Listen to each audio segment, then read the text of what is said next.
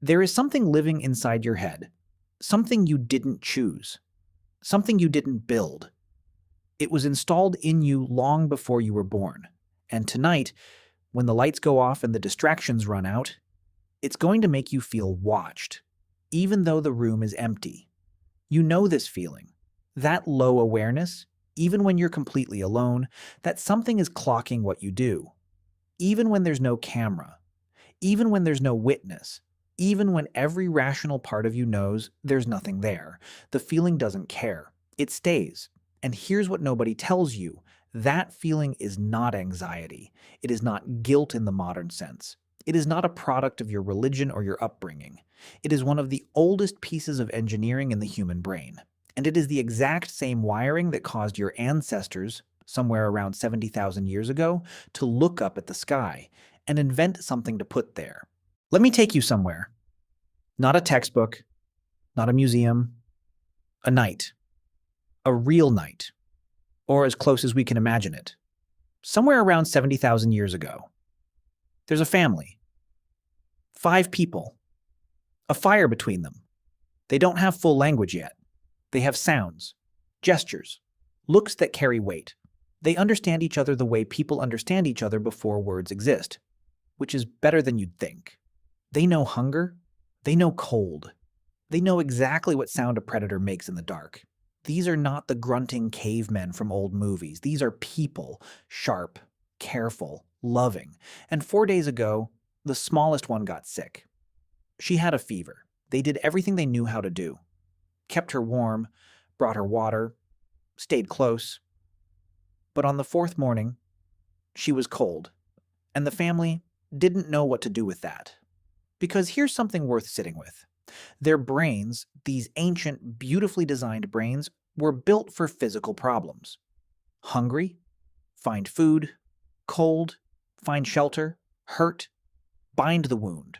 Every problem they had ever faced in their entire lives had a physical answer.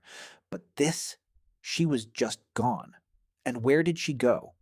Now, scientists can't look back and observe what any individual person felt 70,000 years ago, but here's what the evidence does suggest about what made the human mind different from every other grieving creature on the planet. Other animals grieve. We know that now. Elephants return to the bones of their dead. Chimpanzees carry their infants for days after they're gone. But then, something shifts. The grief response fades. They return to the group. What seems to have made humans different, based on how our brains developed, is that we may not have been able to do that. Not fully. Because somewhere in the evolution of the human mind, something extraordinary got switched on. The ability to imagine forward. Not just to remember what happened, but to take it and project it into the future. She could look at her husband and see it happening to him. She could look at her sons and see it happening to them.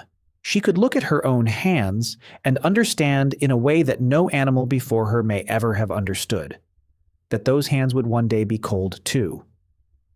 Researchers call this episodic future thinking, the ability to mentally travel forward in time, and it may be the thing that makes humans cosmically unique. It is also the thing that made us cosmically terrified, because once you know you are going to die, once that knowledge is vivid and real and personal, it has to go somewhere. The brain cannot hold that and do nothing with it. It needs an answer. Any answer. And if that sounds ancient and far away, think about the last time you got news you didn't know what to do with. A diagnosis. A phone call you didn't expect. A loss that hadn't felt real yet. What did your brain want? Not to think. Not to plan. To talk to something. Even when you weren't sure anything was listening. That reflex may go much further back than you think. Okay, I want to show you something about your brain. Something that I think will permanently change how you look at your own anxiety. Your own superstitions, your own strange, irrational responses when things go wrong. There is a system in your brain, an ancient one, much older than language, that scientists call agent detection. And it works like this. Imagine 2 people, same field, same dark night, same rustle in the grass behind them. Person 1 thinks, probably just the wind. Person 2 thinks, Something is in there. 9 times out of 10, maybe 99 times out of 100, person 2 is wrong.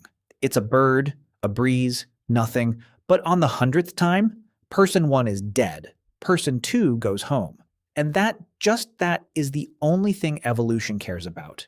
Not accuracy, not being right most of the time. Just, are you alive to have children? So over hundreds of thousands of years, evolution kept choosing person 2.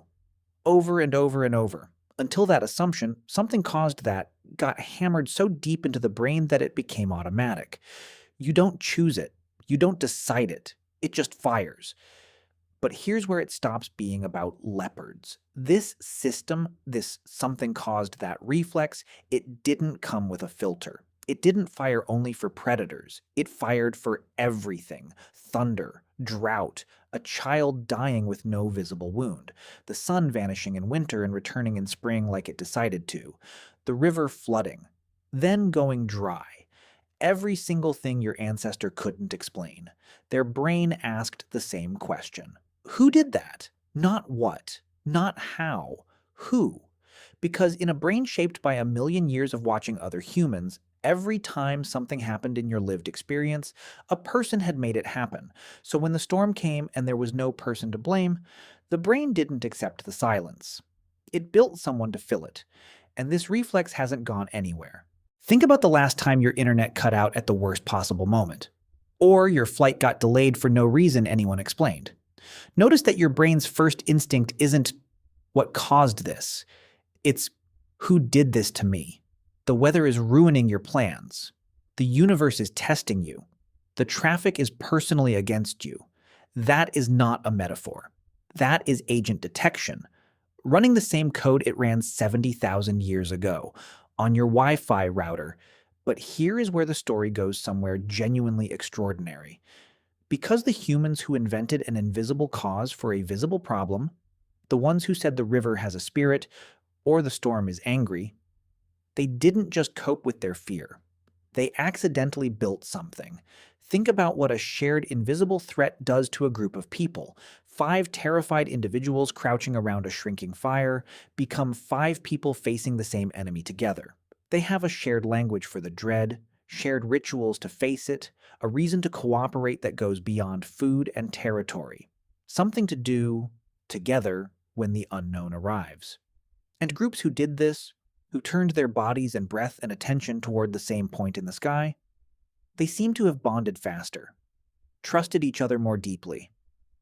And in the brutal arithmetic of prehistoric survival, they outlasted the ones who faced the dark alone.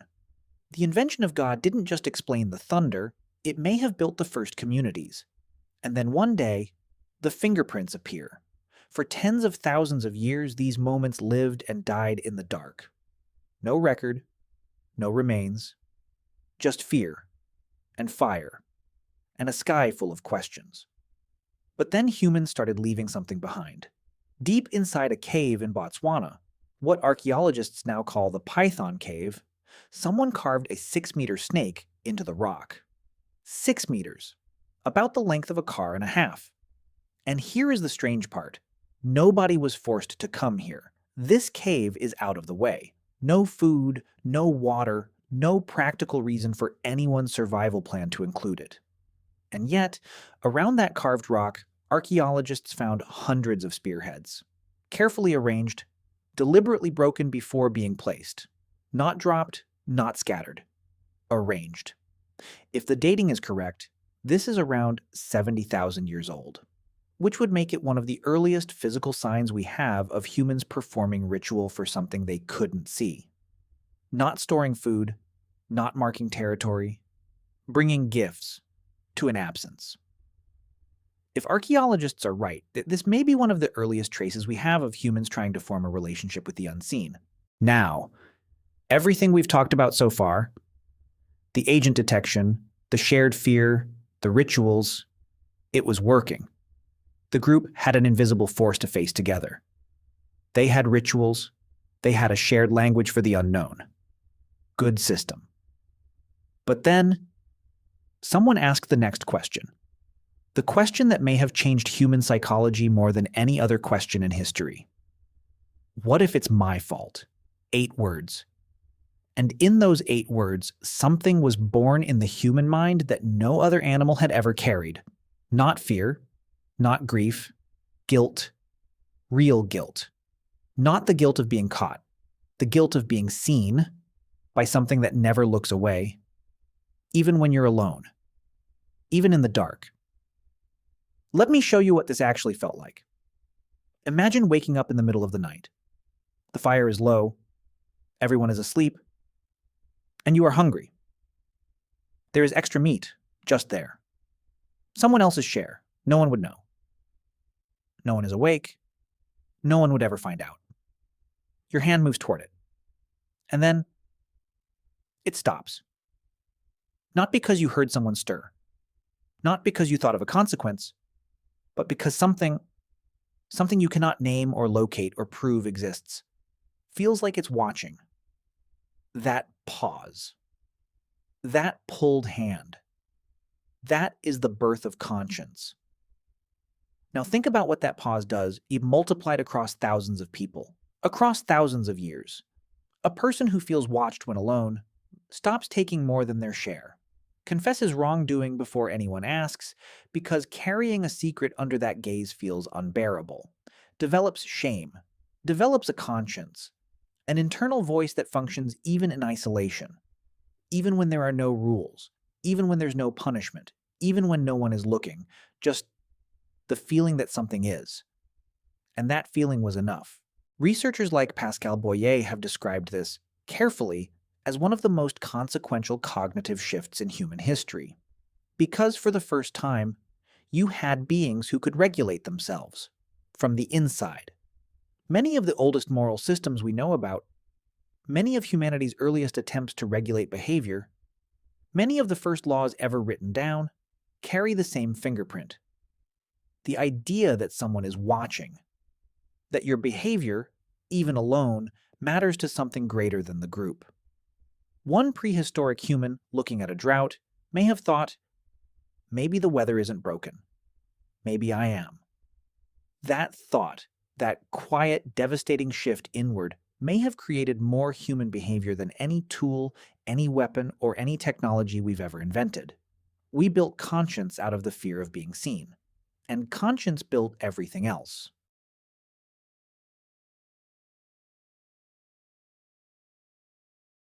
Think about the last time you did something you weren't proud of, when nobody was watching. No camera, no witness, and you still felt it, that low pull in the chest. That is not God watching you. That is not your parents' voice. That is a system installed in your brain tens of thousands of years ago by a species that needed to believe something was always watching, running so deep that it fires even now, even when the room is empty. You carry the audience with you. You always have. You're in bed. It's late. The room is dark, and your brain, which hasn't changed in any meaningful structural way since that mother stood by her fire, is doing what it always does when the day finally runs out. It's making a list. The thing at work that might not be fine. The person you love that you can't help. The strange feeling that your body is changing without asking permission. The future that keeps arriving faster than you're ready for it. And somewhere in the back of your mind, in a place you might not have a clean name for, you're sending something outward. Some mix of please and thank you. And I'll try harder and just let them be okay. Not quite a prayer. Not quite not one. Just a signal aimed at the dark, hoping something on the other side can hear it. You are not broken for doing this. You don't need to call it religion for it to be real. You don't need to believe in anything for the reflex to fire, because the reflex was never about belief. It was about a brain that couldn't accept silence as an answer. The distance between you and that mother standing in the dark 70,000 years ago making a sound at the sky is smaller than we like to think. Her world is completely gone. Her brain is not. It's yours. Right now, in that bed, looking up at the exact same darkness, asking the exact same question she couldn't answer. We built God out of a question we couldn't answer. And then, the God we built built us.